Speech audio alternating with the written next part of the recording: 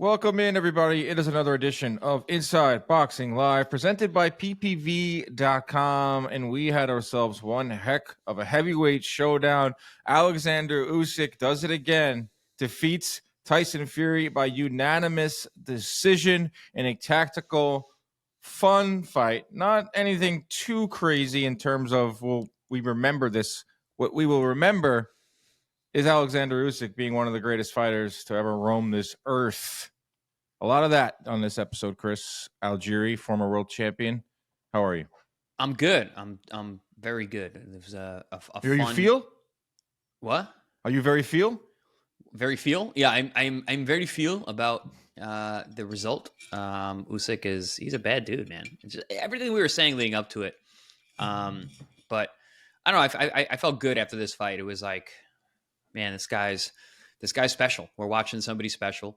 And it's funny, like we posted one of our clips, and I was like, "Oh, listen, he wins this fight, and this guy goes down as one of the best heavyweights ever." People are like poo-pooing that idea. I'm like, really? Why? Like, by what standard do you now not consider him one of the best, to ever do it? I mean, in terms of credentials and what he's done, there's no question. But even at heavyweight, I mean, he beat all the top guys of this current crop. And he's been undersized. He's been the underdog in a lot of these fights. On the road, he's been, I mean, come on. The cards stacked against him? Everything. We were talking about the fixes in, quote unquote, because it was just the fix was not in. No. There was a big push, though, for Fury to win. And we even agreed. Like, we're like, hey, listen, in terms of the sport of boxing, it's better if Fury wins. There's a lot of other fights that can be made based on that. If Usyk wins, it's kind of a final chapter on this and it closes a door. So I mean, it was definitely hedged in Fury's favor, but it doesn't matter. Usyk does not lose. The guy does not know how to lose, and which is why, listen, I'll put him against anybody, and there's a discussion about it, no question. Yes, we will. We will get into that debate too, because it is a fun debate. Because that's the beauty of boxing. There's so much history, especially heavyweights, about where Usyk stands in the all-time pantheon of heavyweights and fighters. As for the fight, I had it 8-4 Usyk. I know you had it 7-5 Usyk. Usyk was the clear winner in this fight. Mm-hmm. The AI judges, 118-112. Which I've never heard that scorecard. That's 10 rounds. I said it on my post, and I was like, because I remember 118-112, and I didn't think about it at the time because there was so much going on last night after the fight, and like they said that, whatever. And then like this morning, I'm doing my recap post, and I'm like, I think it was 118-112 because in my mind, that's a very weird. I like those posts, by the way. Thanks. I'm gonna keep doing those. You got especially because I travel so much and I'm there in a lot of these fights, and just get kind of like, I like being a little like red-eyed, talking into my phone. I might say something crazy because I'm still half asleep or I'm sleep deprived. Put some captions on them and you're rolling. Whatever. It just might say some crazy stuff, but whatever. But yeah, no, it's but that also speaks to objectively how close some of those rounds were. It was really difficult. No, I think the AI experiment was. A lot has to be done. 118-112. That means 2 10-10 rounds. Mm-hmm. I mean, those. But that's my point. It speaks to like it was close. Like that. It was neck and neck for a lot of those rounds. Like certain rounds were like, yeah, okay, that was definitely a Usyk round. That was definitely a Fury round. But some of those rounds are like, but I'm leaning one way, especially early on. Another AI company had it 118-110, which is way too wide. So we need to pump the brakes on AI. Like, we're in the infancy stages of AI in general, not just in boxing. Don't want to spend too much time on that, but I thought it was kind of funny. Like, there was a lot of publicity and a lot of talk about these AI judges, and they got it wrong. There's gonna be a lot less talk now. Yes, and we need to stop with the promoters after the fight. Like, I had it a draw. Frank Warren, shocked, dumbfounded. Of course you are, because your guy lost. Eddie Hearn had it much closer. He thought maybe Fury could have won because he wants Joshua to fight Fury. We'll get into that too. But I believe the right man won. All three judges were in. They had it the same way. In agreement. In agreement. That's the word I was looking for. In agreement. No split decision. So I lost my bet. Don't care. The right guy Don't won. care. That's what it's, Good that's fight. what it's really about. Good fight. Don't care if I lost my bet. I just thought Usyk, he landed more punches than he did in the first fight. Did he He really? landed, Oh, so yeah, I don't know the numbers. All right, this is why we do these landed shows. more punches than he did in the first fight. Which is impressive because that was the most that Fury had ever been hit with in the first right. fight. And now there's a new, good job, Right. Chris. And now there's a new career high for Fury. Usyk landed 45% of his combinations. Yeah, He landed 78 body shots, which was more than he did in the first fight. He threw fight highs in rounds 11 and 12 because he's the closer. He is the Michael Jordan. He is coffee is for closers. Landed 54% of his power shots over the final 5 rounds. Wow. Just showed he was just steady. He was consistent. Great chin, which we often don't talk about with him. It was a big reason for his success is his chin and his engine. And he just won. He won the fight. He did more. And Fury gave him credit. Fury fought a way more. He was way more locked in. He was way more disciplined. Yes. He wasn't showboating. But fought a very good fight. You cannot. I'm gonna hear your thoughts on this. You can't with Usyk than Fury. You cannot deny that Fury's just can't fight a full 12 rounds anymore. He was throwing wild shots at times. He got away from his jab. He got away from the body work, his legs. This is everything I said in the clip that I put out too, that I just got lambasted by Fury fans. It's just Father Time. He caught up to him, but he's still damn good. Like, I still want to see him fight again. But first, your thoughts on Usyk and, those numbers, those especially late. Yeah. So my thoughts on Usyk, I talked about it during the live. I talked about it this morning when I did my post. But just kind of to reiterate, I mean, he's just that guy. He's that dude. He knows how to win. He's got an extra gear. He always finds it. And you talk about his chin. I think it's more his resilience, because I think Fury actually hurt him a lot in this fight. I think he got rocked several times. He just doesn't show it. And I said that during the live. A lot of the shots that Usyk lands are very eye-catching. And that's just based on body type. The way that Fury fights, which is very loose in terms of his positioning and his kind of where his hands are and how his med moves, but also he's 6'9". So when he gets his head popped up, you see it. He's a big man, and you see his head get rocked back by a straight left hand or a jab. You're going to take more note of that. Whereas when Fury would land, and actually I believe rock Usyk several times, because of his positioning, bang, he gets hit with an uppercut. Bang, it's like you can't really tell if it even went through the glove. A lot of them did, and bang, you see him get hit. But he keeps his positioning. He doesn't break position. He doesn't give a lot of ground. Sometimes he did move out of the way, and I'm like, ooh, I think he's hurt. But then he just comes back with a combination just to let you know, even if there's not much on it. Bing, bing, bing. He lets those hands go, slides off to the weak side. Very, very smart. Understands judging. He understands that perception is reality when it comes to this sport, because it is subjective, the scoring method. And that if he doesn't show it, it doesn't really matter. It didn't really happen. So I do believe the fight was very close in terms of that, like who hurt who and the good punches that were landed. But Usyk just being in more control of the moments in between, more consistent throughout, and that's what he is. That's what, if you say anything about Usyk, and we say all these things. Oh, he's a master boxer. He's got a super high boxing IQ. He's got great defense. He's got great offense. He's those combinations. It's just consistency. The guy in round 12 didn't look like it was round 12. Could have went for another 12 more. Yeah, he's from a different era. He's a 15-round fighter, and you can see him be that, and which is also why I rate him so high in the, as you said, the pantheon of heavyweights and great fighters of any generation. I think that style is hard to beat for anybody. Yeah, it was. I was really impressed with what he did over the course of 12 rounds. It wasn't like we didn't have that 9th round where he was knocking Fury all over. We didn't have the ropes. drama. We didn't have the drama in this fight. It wasn't any. Fight. It wasn't like it wasn't a size. If you had it on a graph, it would be very steady for Usyk. Steady, still landed pretty much the same output as he did in the first fight. A little more punches landed in the second fight than he did in the first. He didn't have any moments where he absolutely hurt or staggered Fury. He did catch Fury a few times. I would say Fury definitely landed some big shots in there, man. There were a few punches, which just wasn't enough. That's the thing with Fury in this fight. That's the thing when you get to 35 years old, is that Fury was landing, he was throwing maybe 1 or 2 punches at a time, and some of them were landing. Like I think I can count on one hand the big, hard shots that Fury landed, but nothing else after those shots. Whereas Usyk was throwing 4 or 5 punches at a time. if they weren't all getting through, he was mounting a better offensive attack and a more consistent attack, and that's how you bank rounds. Still very close rounds. We They call landed that within running numbers. He was running numbers. exactly running numbers, and they landed within 5 punches of each other in all 12 rounds. Wow. That is very close. But in boxing, you have 10-9 rounds, and you can get a 7-5 scorecard. You can get an 8-4. You can get a 9-3, and it be a close fight because there weren't any demonstrative moments for Usyk, like in round 9 of the first fight. There weren't any like consistent moments for Fury. He would land one big shot in the round. I'm like, hey, can you give Fury the round because he landed one shot or two? Also, two a lot of shots? the rounds were decided in the last minute.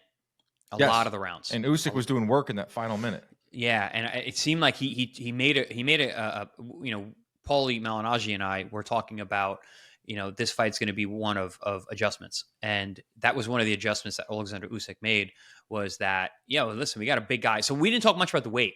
So Fury comes in at 281, which is close to 20 pounds heavier than he was in the first fight. Right?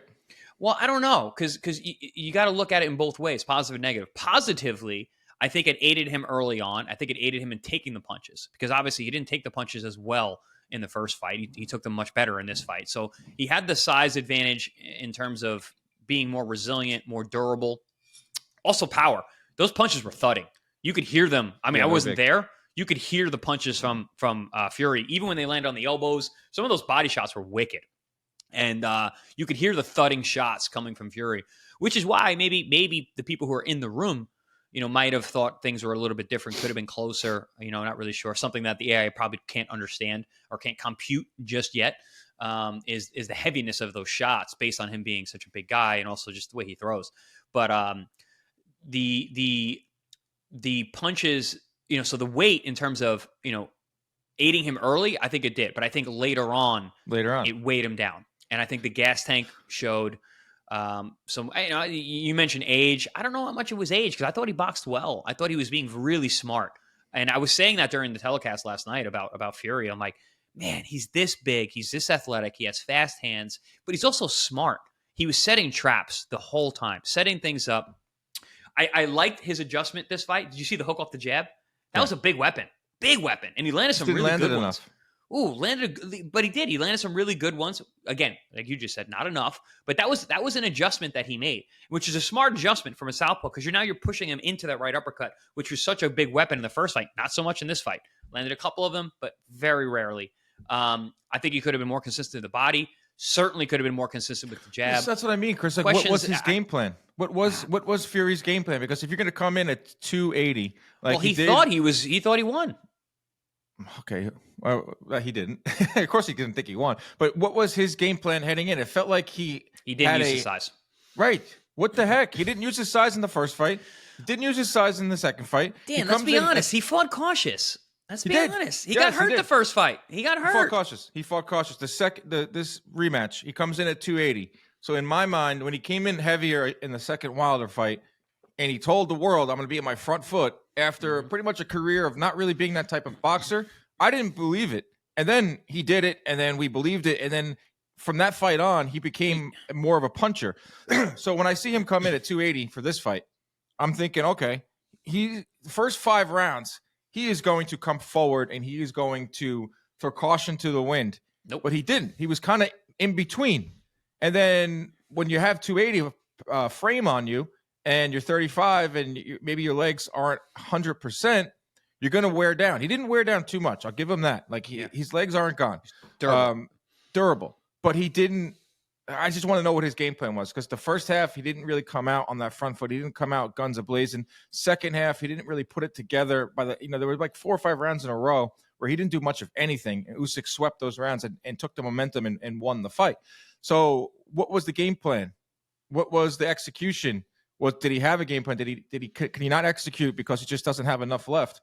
There's a lot of questions for Fury. I think obviously at the end of his rope, maybe he has 1 or 2 fights left, whether it's AJ or whoever he wants. But crazy to see back-to-back losses for Fury, and on top of it, the Ngannou performance. So that's 3 not great questionable performances. Yeah. Still good, but questionable from a guy that was invincible. But that's life. That's father time. That's boxing. Yeah, I mean, and you got to also think about with Fury. it's not just his chronological age. You got to think everything he's been through. One, he's been through from the top. What has happened to him in the ring, right? He's been in wars. He fought Deontay Wilder 3 times. He's one of the most devastating punchers. I mean, anyone that we've seen in our lifetime. Who you compare him to? Mike Tyson, essentially. Who is more devastating than Deontay Wilder? It took a lot of flush shots. Yeah. So even grazing shots from Wilder, like that's taken years off your life. He's that kind of puncher. I'm not being facetious here. I'm not being hyperbolic. Like that guy was dangerous. One thing you can say about Wilder is that he punches hard. All the rest you can debate until the cows come home. Yep. He's one of the best one-punch fighters and one-punch heavyweights ever. And so, he spent 3 fights with that guy. He's had a lot of tough fights. He's been rocked. He's been down a bunch. He's a big guy. Then we got to talk about what he does outside of the ring. We have videos of him falling down face first. What about coming the weight out of bars. fluctuation? The weight fluctuations, the addiction, going away, like the mental issues, everything. Having 12 kids. The guy's been through a lot. Having his dad be his dad. That his can family, take a lot out of bro. He's got so many kids. He's got a lot of money now too. He's got a lot of money now, but he's the guy has been through a lot. He's a seasoned, playing it nicely, seasoned 37 or 36, whatever. He's 35. 35. Looks like he's 50. I thought he's 36. Oh, 35, and we're terrible at ages on this show. Fury's 35 and Usyk's 37. We are terrible at age, yeah. Oh, I have like a window, like a 2-year window of your age. I'll lump you in. 37, 38. In fights, because then it's like, oh well, I'm 37, but I turned 38 in 2 months. Like, am I really 37? Right. You can do like that. when I fought Ben, like, how old are you? I was like, well, it was 3 months later. I was 38, so I was 38. So basically, all right. You want to say 38? You say 38. I mean, so like I'm gonna say that about Usyk, like or both these guys. It's like, well, we were talking about Terrence Crawford not too long ago. It's like, yeah, he's 35, but like his birthday's next month, so he's 36. I will say this about Fury though, he didn't do anything. He didn't embarrass himself. Like we could see him fight again. They're talking about that Joshua fight. It's up to him if he wants to fight again. He showed a lot of fire afterwards in terms of, didn't want to do a post-fight interview. Thought he won. He didn't accept the loss. And you can look into that however you want. You can look into that as, he wants to fight on again. The first fight he kind of accepted it. Obviously, unless he does a Marvin Hagler and doesn't accept the loss and goes, F this sport, I'm out. I'm going to go do spaghetti westerns and live in Italy. Yeah, but Hagler did it like, what was he, 32 when he did that? 33? Or once again, bad with ages. He did it like, he still had a lot of prime years left. I think Fury's prime is way behind him. Yeah. But yeah, Usyk is unreal, man. Just from a fight standpoint, before we move on to the other stuff, just love watching him operate in there. Even at 37, legs are Operate's still nice. a good word. He's an operator. He's an operator, yeah. Just in and out. Just so sneaky with the lefts. The body work is so consistent, and the broadcast didn't talk about it. The focus of this man, the discipline, the focus, the unwavering awareness of what's going on at all times. The man's eyes, he looks crazy for a reason, because those eyes are dialed. They're never not dialed. That guy, he is so impressive to me. Body work, too. 78 good body work, consistent. The broadcast didn't really, they were skewed towards Fury. They didn't. I got a lot of.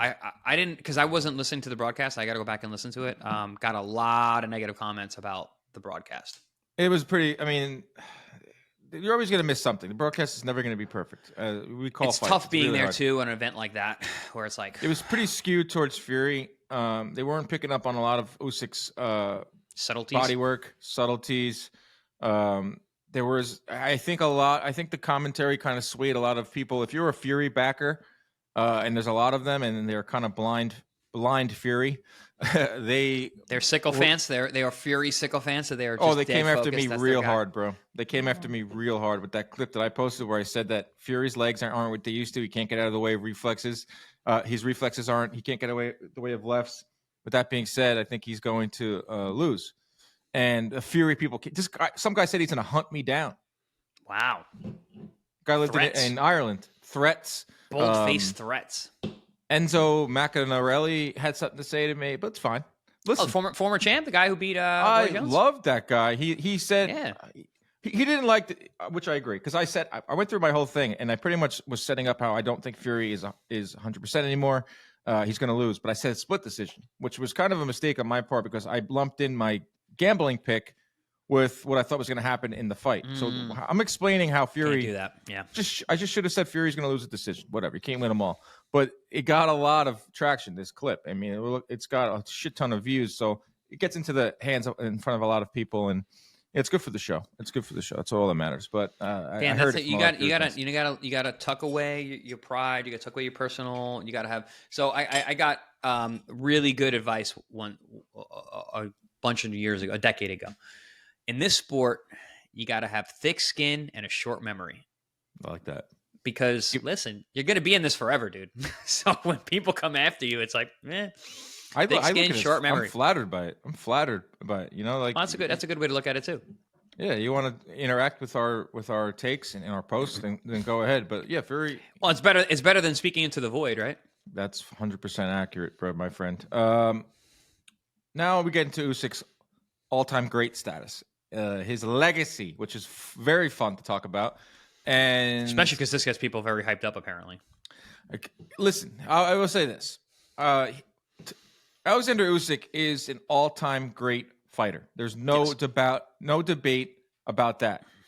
Is he an all-time great heavyweight? It depends on how you look at that, because the heavyweight is such a rich division, has so much history. So I can understand some pause on inserting him into the top 10 at heavyweight, top 15, top 20. But that's also when you talk about all-time great. What number? What's your cutoff? Exactly.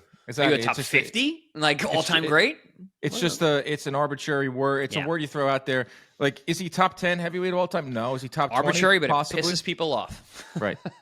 Is Usyk top 10? Probably not. Heavyweight. Is he top 15, top 20-ish? You're getting into that discussion. But is he an all-time great fighter?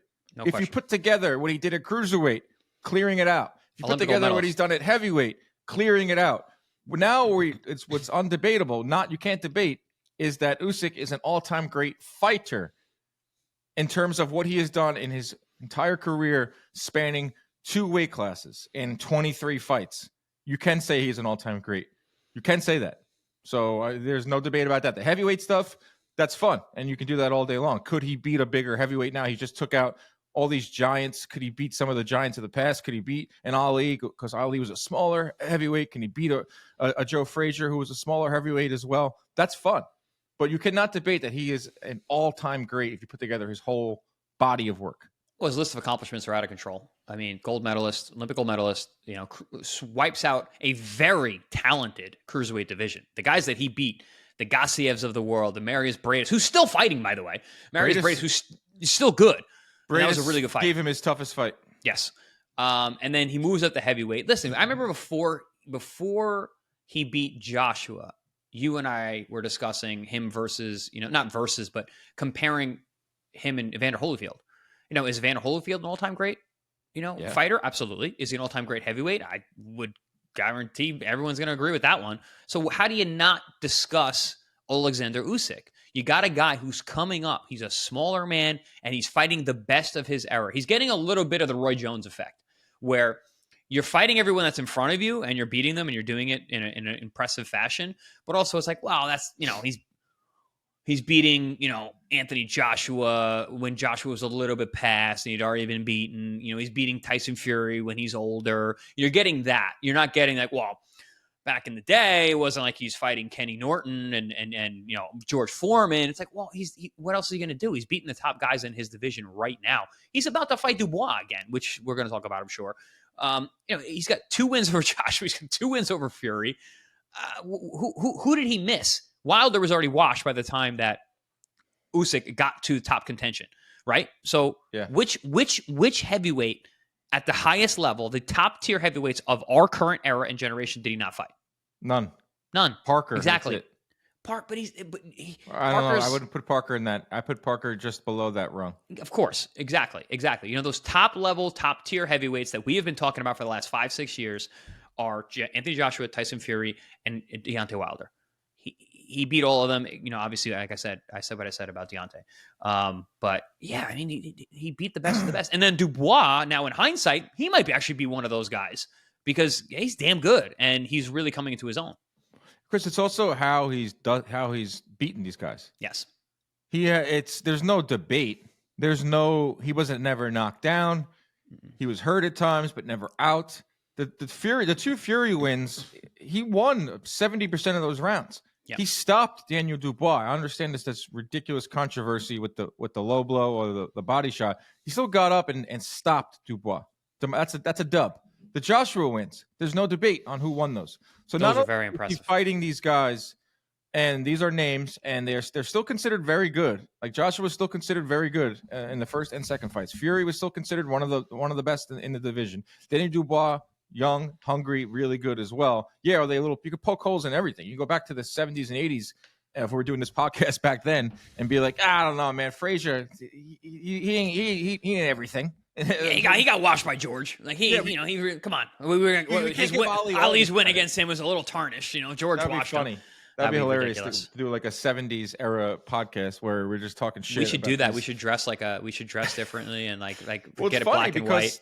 Dude, if there was all this media then, there was, but we just can't find it. Like you would be ripping into Ali. Ali would be hated, or you would find holes. He was in him. for a long stretch. Of course, you would find holes with Foreman. You would find holes with Frazier. He's Frankenstein. He can punch, but exactly. Yeah. But yeah, I mean, Breedis, Gasayev, Bellew, Michael Hunter, another good win. Derek Chisora as your first big heavyweight win, pretty incredible. And then he goes on to the heavy hitters. His last 5 wins, crazy. Tyson Fury twice, Dubois, Anthony Joshua twice. Like no tune-ups in between. Nope. No long breaks, just wins. And where were those fights happening? By the way. Well, the Dubois one was somewhat in Poland. It was kind of a home fight for him, but none of them in the comforts of his own home. Also, the ring was wet, and he's a mover. So that's something that never gets mentioned, right? Because it was outside, it rained, the ring was ridiculous. His footwork was all over the place. He looked. I remember watching that first couple of rounds. I'd be like, "What's wrong with him?" No, I'd be like, "Yo, his legs are." I mean, because that's once his legs go, what a type of fighter Usyk is. Once those legs go, he's cooked. And I was like, "Oh man, did he just become old overnight? Are his legs done?" But it was indeed a wet ring. Right. So maybe quote unquote home field advantage, but obviously it didn't work out for him. He's the mover, and the ring was compromised. And it's pretty obvious that his legs are fine because he looked tremendous against Fury. Footwork balance all looked phenomenal.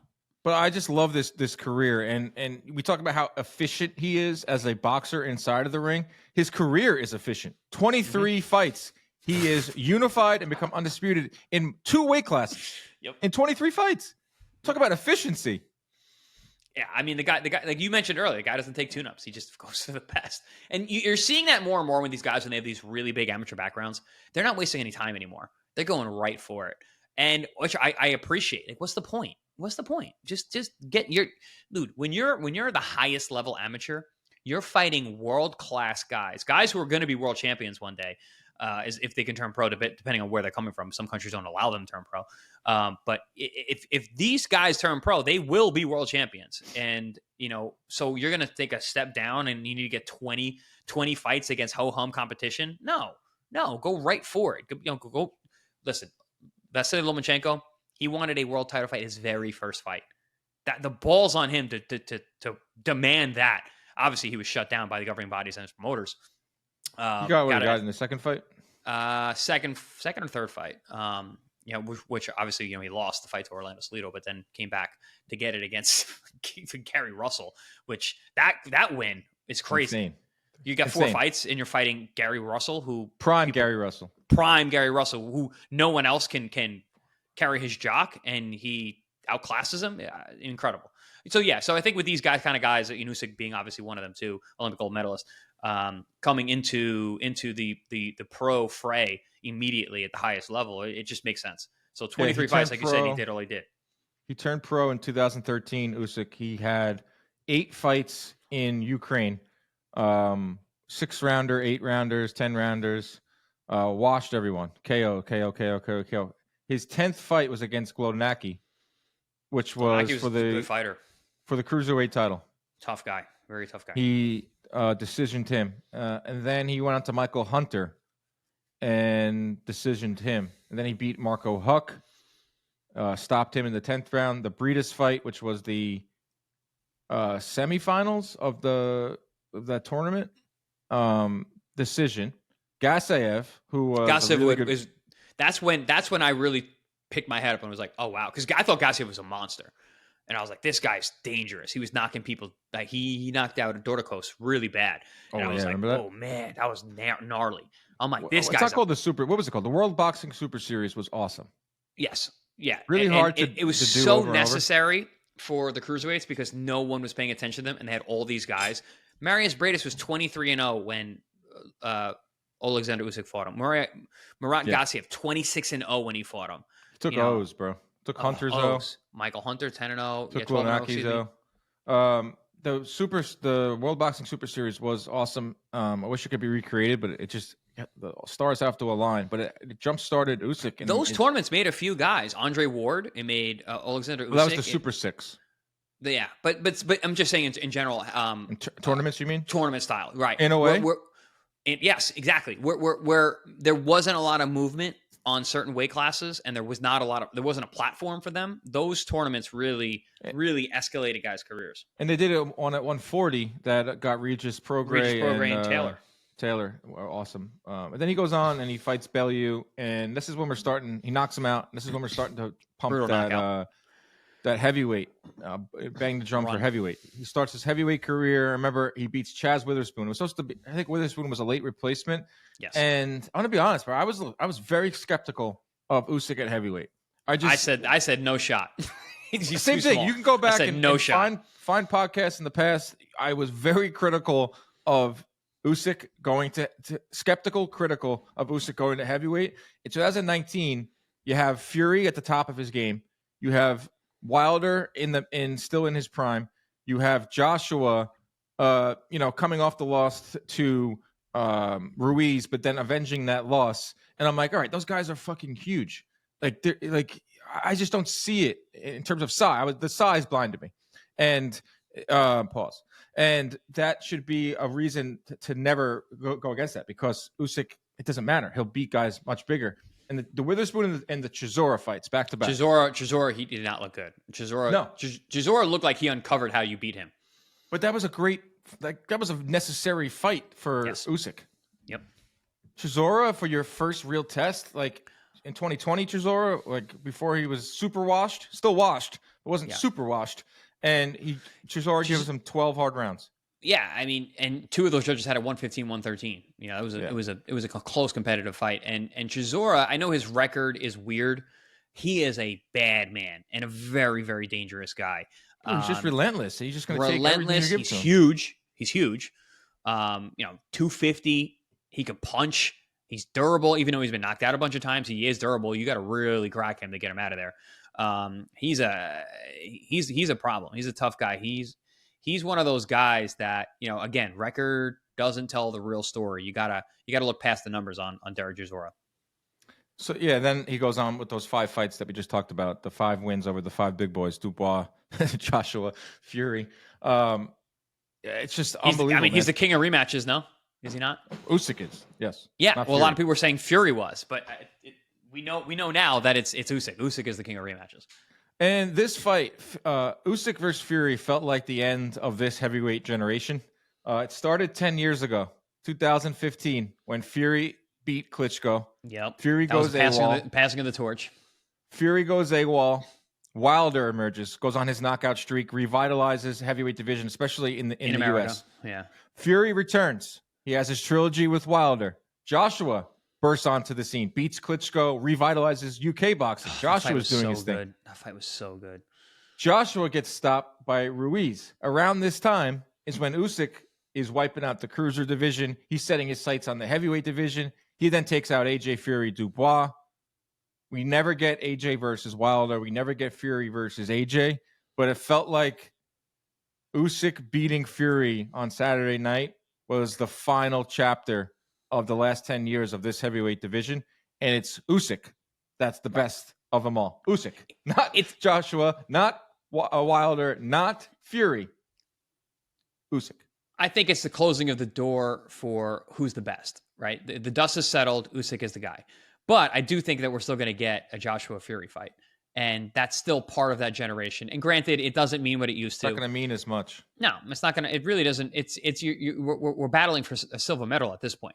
the goal. Yeah, I was gonna say that. I don't know if that was derogatory. It's pretty much like the "you didn't beat Usyk" bowl. Yeah, I mean it's gonna.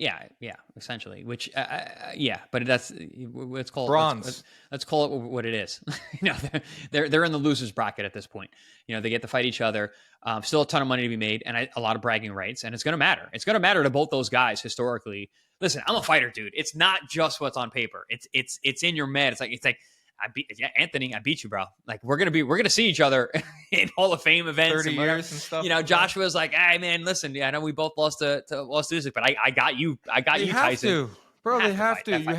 You have to finish out this era. Like interviewing Joshua and talking to Joshua over the years, like he's very into this generation. He's very into his era. He always talked about guys that came up before him, and I'm fighting guys from my era. I'm fighting the guys from the past. I'm fighting the guys of the future. He's very aware of that. So is Fury. Fury, was crowned the best of this generation a little prematurely before he saw Usyk, but he was very familiar with. You're familiar with who you come up with. You are, right? You're familiar with who you came up the ranks with. It's like you're in the NBA. You're familiar with your draft class, like Carmelo and LeBron and Dwayne Wade were all drafted in the same year, and so they all came up the same. It's not the same in boxing, but it's about when you turn pro. So Joshua, Fury, not so much Usyk, but Parker, some of those guys are all in that same class, in that same era, and they have to fight Fury and Joshua. That's next, right? Is that what you think is what's next for Fury? I do. I think Fury Joshua just makes too much sense. Turki Al-Sheikh himself said, he talked about Usyk and Dubois. He's like, I want to make that fight. And then he goes, well, look at Fury. I would like to bring him back against Joshua. And I agree, and I think he also said anything is possible in Riyadh. I'm like, yeah, obviously anything is. And he's making great fights. And I don't know, that fight just makes too much sense. It's a Wembley fight though. 100%. Joshua Fury will get 98,000 at Wembley. It will be a big party. Even both guys with losses. Yeah, because they want to win. Like not only that, like they want each other for the bragging rights, that W. But like both guys are desperate for a win. Like Fury wants to get the W. Joshua, I think, has more left to prove in boxing than Fury. Like I think he has a little bit more, so he wants to get a W. So yeah, you can add the historical impact to it and like generational down the line, bragging rights and all that. But in terms of like Joshua needs a W. Like Fury needs a W. So I was in Ireland recently in Belfast, one of our Pro Box TV fights, and then we had another fight in Waterford, and we had we had a bunch of like Irish versus Irish fighters, and there's a term that they use that I love now. I want to use it all the time: a domestic dust up. So, like, is there a bigger domestic dust-up than Tyson Fury versus Anthony Joshua? Absolutely not. And listen, they make the best fights. You're fighting for bragging rights at this point. They're not fighting for the crown anymore. They're not fighting for the best of generation. That's already been established. But they're not washed either. They're not washed either. Exactly. And I think they're both diminished enough that it makes it a great fight. Like, if Tyson went out there and, like, beat Usyk and looked phenomenal and was just like, oh, man, that first fight, like, it's a... wow, Fury really did have trouble getting enough sparring with that cut, and he went out there and he did what he did. And then you're making the Joshua Fury fight, which still probably would have happened. I would have been like, well, Tyson's going to wash him. But all the things that you said about, Tyson, like not pulling the trigger quite as much, gas tank is a little bit, hindered late rounds. Like now I was like, well, I mean, Joshua is still a problem. Joshua still punches like a mule kick. He still has fantastic technique. He's still a big guy. And Fury's not the biggest puncher. Like, he's not a one-punch guy. He's not a Daniel Dubois type puncher. Yeah, he can punch. He's a heavyweight. Everybody can. So, like, if Joshua gets through those early rounds without getting hurt, like, we got to fight. Yeah, and I'm still curious what the heck Joshua is at this point. Like, that was the worst game plan ever versus Daniel Dubois. And he still almost figured it out because he hurt Dubois right before he got stopped. Doing? That's why, like, is that an aberration? Nah, Dan, I think he just got hurt so quick. But is that an aberration? Is Joshua's not cooked at all? I don't think. I don't think so either. I just think that. But he's not as bad. He's not as bad as he looked against Dubois, and he's not as good as he looked against Ngannou, obviously. Or even or some of the other guys before that. He looked really good against Valine. He looked really smart. I mean, his fundamentals are so good. I think the moment, which is strange because he has the experience, the moment kind of got to him, and he had this guy in front of him. He's like, I'm gonna big brother you, and it just was not the right guy to do it to. Yeah, Too he got like strong. fired up. The 98,000 got into it. It was weird. It was very strange. A guy who'd been there, performance. a guy who had been there, Dubois, who had never been there. He was the one who was super stoic and stayed within himself. And it just seemed like Anthony was just way too overzealous, got in front of his skis. But Dan, that's the thing. I'm speaking from a fighter perspective. Sometimes you get hurt and you're just not going to recover that night. You're just not going to be okay. Especially AJ. You're going to say, especially heavyweights, and you're going to say like, oh, his chin's washed. Like, no, dude, I'm telling you, sometimes you get hit with a shot and people at home might not even know. And you're like, I'm rocked, and I'm rocked for rounds. I'm rocked for a long time. I spent the Pacquiao fight rocked for 12 rounds. Like, he hit me in the first round. I was like, wow. I'm like, I'm hurt. And everything else that hit me where normally I had a really good chin just affected me more. Glancing shots at that point hurt you. So I think it was one of those situations with Joshua and Dubois. I think he just got rocked early, never was able to recover, but he's a warrior and he fights and he went out with a shield the way he did because that's just what Anthony is. Right. It made me want to watch him again. And I mean, it was like, a fun fight. We're not talking about two shot fighters. We're not talking. No. It's not an embarrassing event. AJ versus Fury. It's a necessary event. It's one of the biggest events of next year. I'm really hoping we get that, and I'm hoping it's at Wembley. And I would actually consider going to that. Chris, should we go? We should go. We should go. I mean, what bigger event can we get to? I don't think I just gotta. I had never been. Have you been to Wembley? I have not. No. Okay, so we got to go, and we got to stop waiting for the perfect one and just go to the next one. And this is the next one. You can't get bigger than that. Another thing too is, from a personal standpoint, is I have to interview Usyk. I have to get him mini mic and just pick that man's brain. Because he's funny. Pick that man's brain. I have to. I just want to. First of all, I just want to shake his hand. Like when I shook Inoue's hand, that was a goal of mine, and just to be like, stare him in the eyes and be like, you're the fucking all-time great. Yep. Let me see what you're about. And I did that this past summer at the Boxing Writers dinner. I've been in rooms with Usyk, but I've never actually met him. I would just like to shake his hand, number one, and just be like, have you met Tyson? Fury? Yeah. But I try and tell people how big he is. You can't really put into words. It's like NBA center style. Yeah. When he walked in the room for a fighter meeting, I was like, what the hell is that?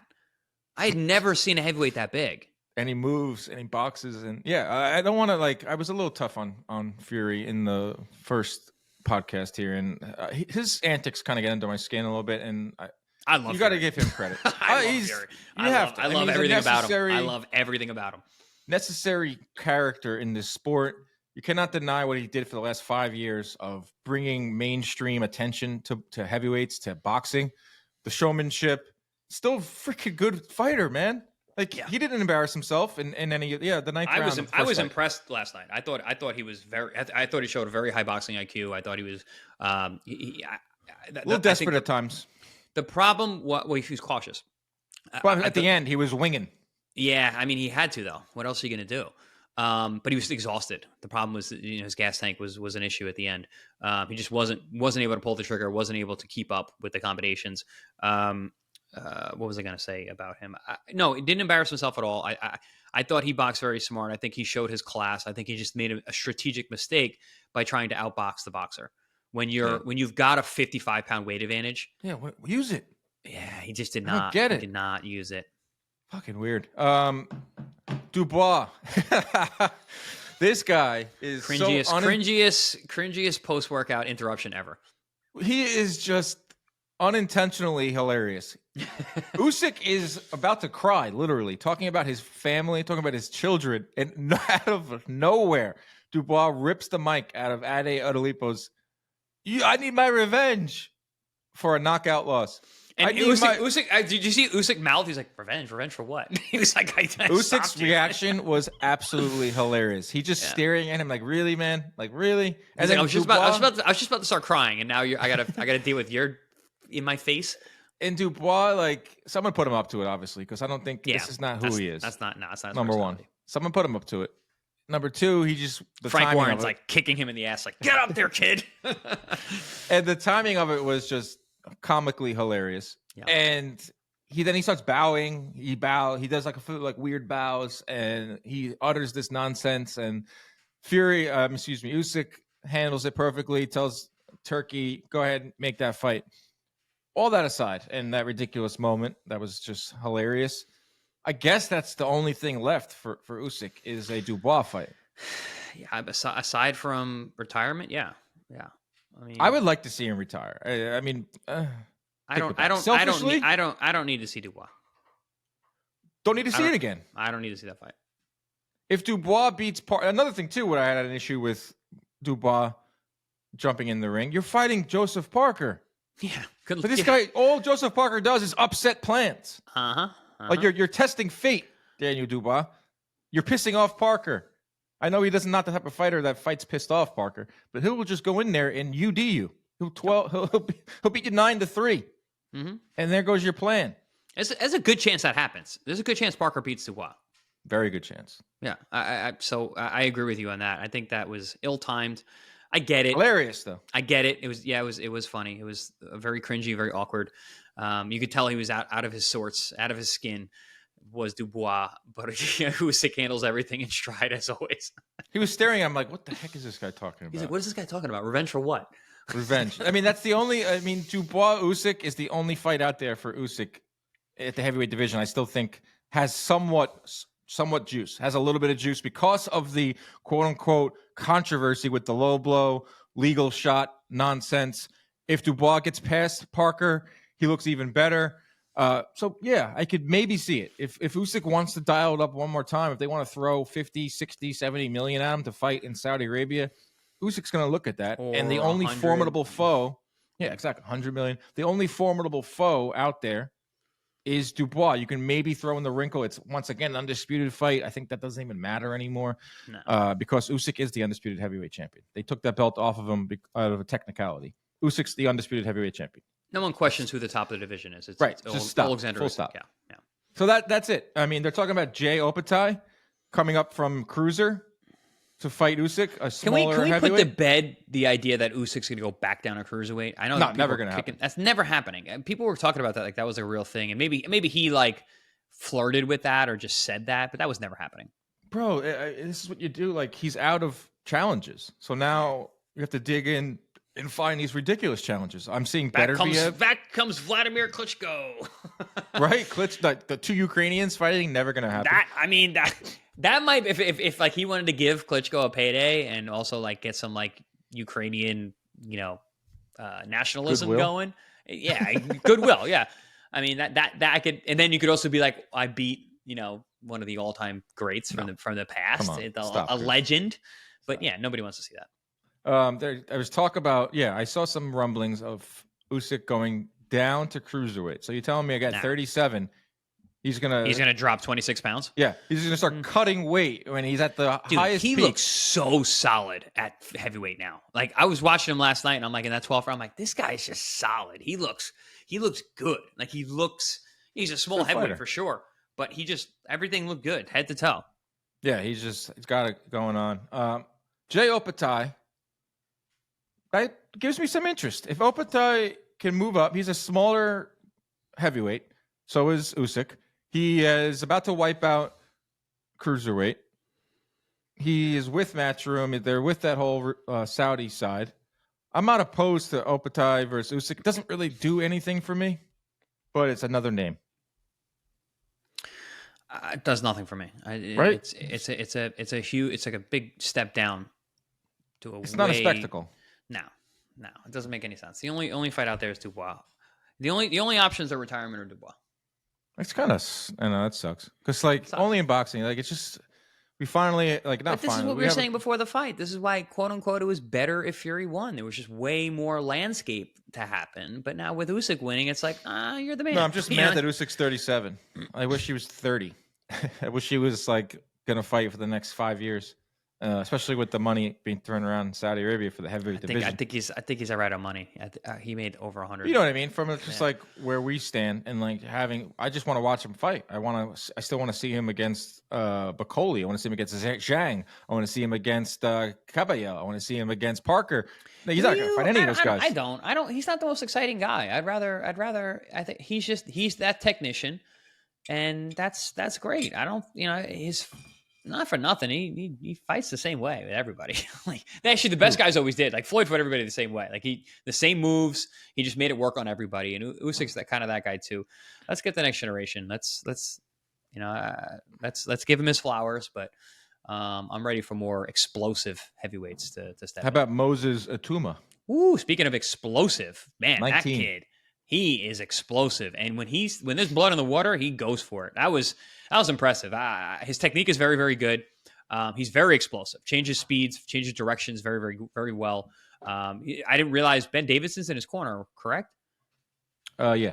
I did not realize that, which speaks worlds to why he's so technical and he's got good. He's got a good strategy, obviously. But he had a guy in there that was not on the level. And when you got someone like that, don't spend a lot of time in the ring with him. And he did not. Yeah, I mean, Dempsey McKean, I didn't think too much of him, but it was supposed to be a test. This was supposed to be rounds. Nope. Put him a co-main event on one of the biggest fights of the year. Unbelievable. And 19 years old, shades of Mike Tyson, which you always have to do when you see a 19-year-old heavyweight. I thought the broadcast was so funny. They were like, could he the guy Mike Costello, could this man break Mike Tyson's record as the youngest heavyweight champion ever? And then like 2 seconds later, he has until April to do it. Like he turns 20. He turns 20 or he becomes too old in April. And I'm like, pump the brakes, bro. Also he's got Oleksandr Usyk, who's right. or Daniel Dubois. What are you going to – that fight's not happening. In my mind, when I heard that, I was like, all right. So I was like, first of all, who you beating? And I was like, well, how old is he? And then by the time I thought about all those things, he said, he has until April. First of all, who you beating? Second of all, how are you going to make that happen in your 13th fight? Like he will be a heavyweight champion, Itauma. He's the best of the next crop. Like Itauma. I like what I've seen from him. Jalilov. I think Jalilov is possibly the future. I don't know how. Not marketable at all. Doesn't matter. You can't beat him. He's a freaking nature. He is a giant heavyweight bivol with one punch power.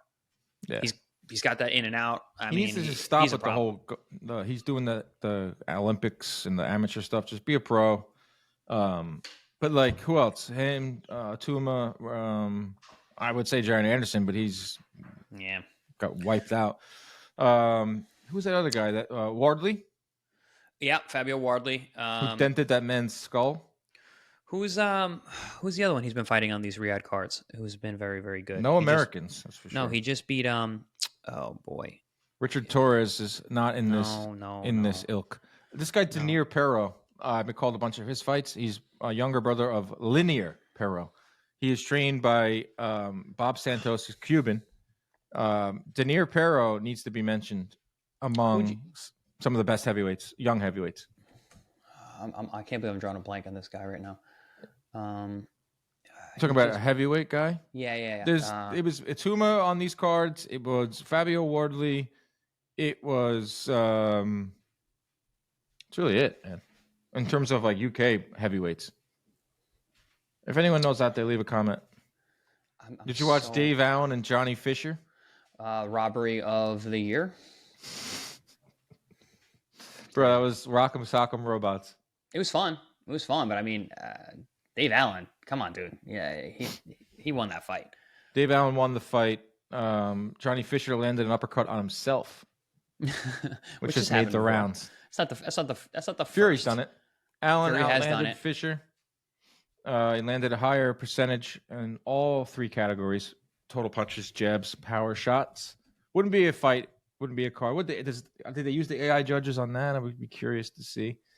Man, those AI judges had a rough night. It's so funny because it was a big talking point this week. It can't be any worse than the humans. Humans got it right. The AI got it wrong. I'm going backwards. Ajit Cabello. Is he young?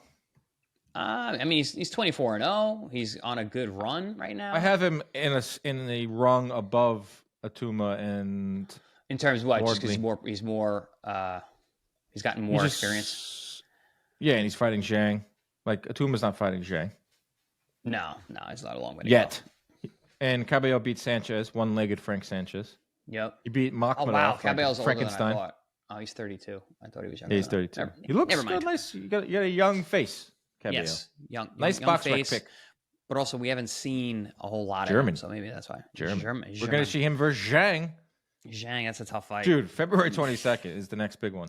That's a bomb of a card. Oh, my God. This card, not the greatest card, but, obviously the main event was what it was. But well, Boachuk Medrimov falling out was huge. That was huge. And Boachuk, good for him. I hope they somehow compensated him, which I'm pretty sure they did. One thing we know about both those guys. Right. Because Ishmael Davis coming in on late replacement, coming off a very close loss to Josh Kelly, and then stepping up and what is he, 15 fights? And you got to fight a beast like Boachuk? I hope he's having a good Christmas. I hope they gave him a nice fat stack. And I hope they gave Boachuk a nice fat stack for toying with this guy. What was that? How about Boachuk? I actually like Davis. I like Ishmael Davis. I think he's actually pretty good. He's just got a long way to go.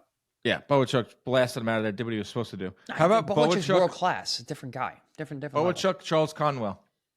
Love it. I love Conwell with all of them. I want Conwell to get his opportunity with any single guy. Well, that's his opportunity.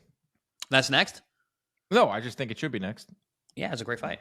Great fight. Medrimov is fighting. I hope he's getting Virgil past his pneumonia, quote unquote. He's fighting Virgil on February 22nd. Great fight. But I think behind Crawford, that's the fight for number one in the division, in my eyes. You've seen these Crawford Bakram rumors. I saw some of that mentioned. That would be surprising to me. Bakram tweeted, "Am I fighting Crawford?" So funny. Like Murtaza Aliyev, dude, I don't think anybody wants to fight that guy. He's like, I woke up and I think I'm fighting Terrence Crawford. He tweeted it. It was so. That's awesome. I gotta follow. What a great reaction. I'm gonna follow him. He has 600 followers. Oh my god, come on, bro. He's a problem. December 16th, he tweeted, "They say I might have a fight with Crawford in April. Is that true? Does anyone know about this?" Crying emoji faces. That's awesome. Oh, so he's got personality too. This one, all right. He tweeted last night, Usyk professor.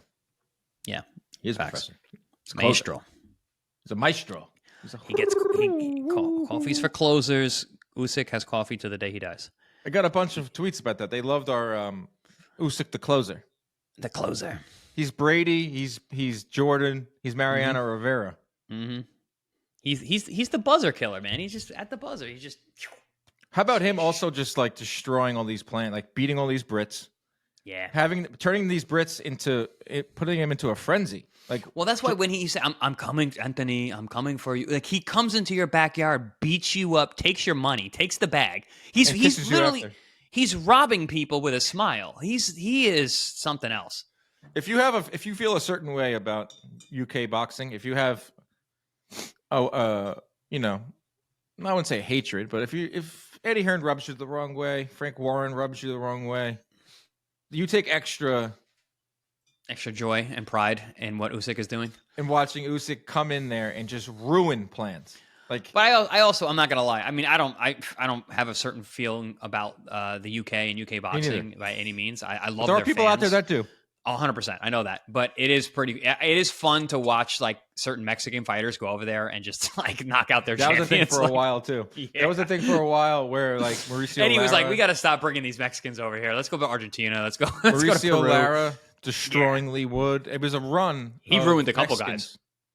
Yeah, and Usyk, you can make a case like when Usyk beat Joshua the first time, they were setting up Joshua to fight Fury. They were setting up Joshua to fight Wilder. He ruins Usyk that to plan. Me. I don't care who he fights. I don't care where he fights. He could fight in Ukraine. I think Usyk's an alien. He's coming from another planet. So wherever he goes, he's on enemy territory. Wherever he goes, he's upsetting the apple cart. He's just that guy, man. Him and Crawford are aliens. I think they're different types of people. Didn't talk about that. Well, we can end there. Pound for pound, you have to have Usyk number one now, right? I mean, I did anyway. I just because I'm going with what I always say. I don't know how you beat him. I don't see him losing, and that my pound for pound stipulation is always like, all right, who wins in a fight? And I cannot picture someone beating. I can see Crawford taking a loss. I can see it. I can't see Usyk losing.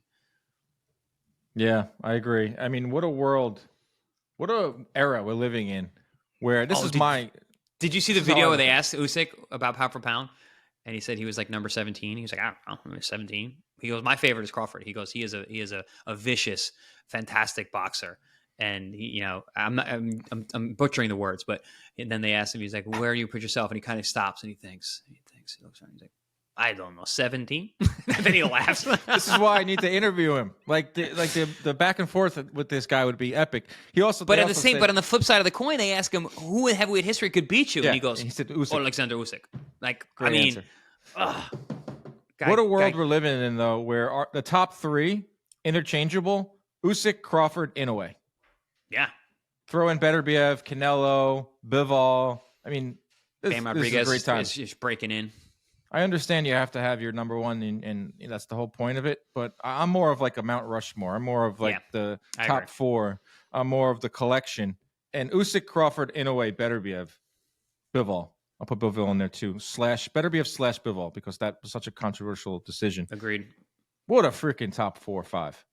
Just be happy, boxing fans. Be happy for once. We have epic top dogs in our sport right now.